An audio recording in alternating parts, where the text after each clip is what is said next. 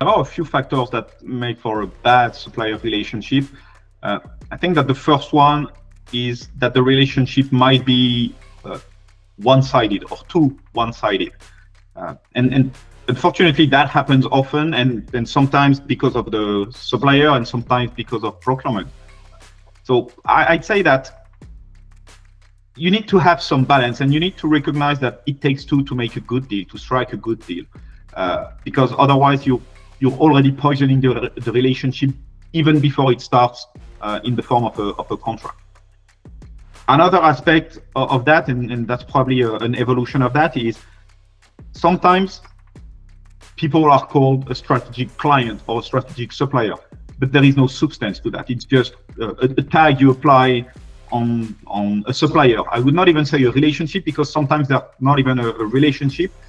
And if you just use words and that there are no acts that actually go with these words, it's useless. And again, the relationship is fake. So we're going to start with lack of communication. This is always likely to lead to misunderstandings, delays, and missed opportunities for collaboration. Leading on from communication, unmet expectations.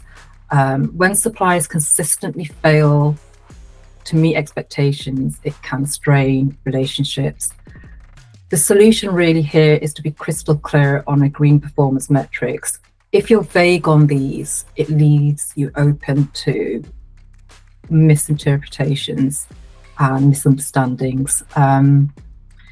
Lack of transparency, when this is absent, it erodes confidence and the collaboration suffers on both sides. You think of it this way: the relationship is the atom. It sits at the middle of everything.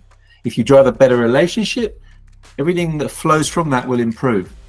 If you look at risk, for example, before relationship, it's almost like looking at trying to fix symptoms without understanding the source.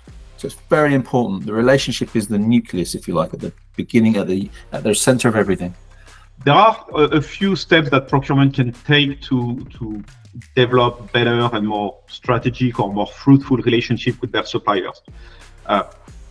One is having a conversation with their stakeholders, with the business, to understand what are we looking for in the relationship with that vendor. Because you might come up to a situation where a supplier has a small spend or a small volume of spend with you that has a critical importance on the business, and you may not necessarily realize it. So having this understanding with your business on who are the key suppliers and how much do we need to invest in the relationship, that's already a first part. It's very, very important for customers and suppliers alike to recognize that they are not alone as customers or suppliers.